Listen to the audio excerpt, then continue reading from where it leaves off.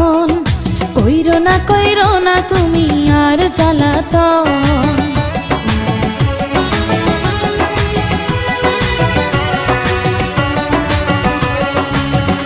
ও এক রজনী না ঘুমালে কি এমন ক্ষতি, সারা জীবন থাকবে বেঁচে মধুর স্মৃতি।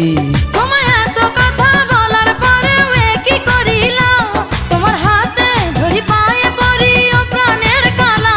আর দিও না জ্বালা আর খেইলো না খেলা।